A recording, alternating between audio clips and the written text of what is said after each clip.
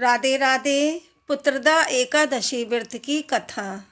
महाराज युधिष्ठिर ने पूछा, हे भगवान, अब आप कृपा करके यह बताइए कि पौष शुक्ल एकादशी का क्या नाम है, इसकी विधि क्या है और इसमें कौन कौन से देवता का पूजन किया जाता है।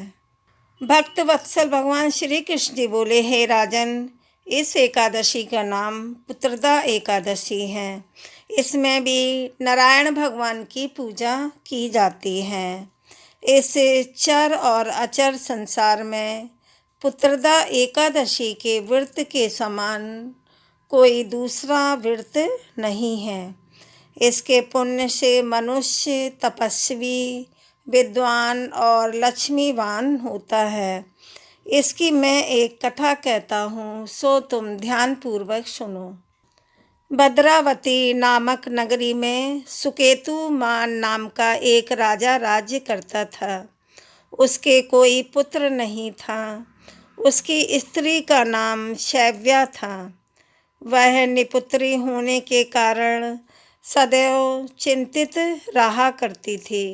राजा के पितर भी रो रो कर पिंड लिया करते थे और सोचा करते थे कि इसके बाद हमको कौन पिंड देगा। राजा को भाई बांधव, धन, हाथी, घोड़े, राज्य और मंत्री, इन सब में से किसी से भी संतोष नहीं होता था। वह सदैव यही विचार करता था कि मेरे मरने के बाद मुझको कौन पिंड दान करेगा। बिना पुत्र के पितरों और देवताओं का ऋण मैं कैसे चुका सकूंगा।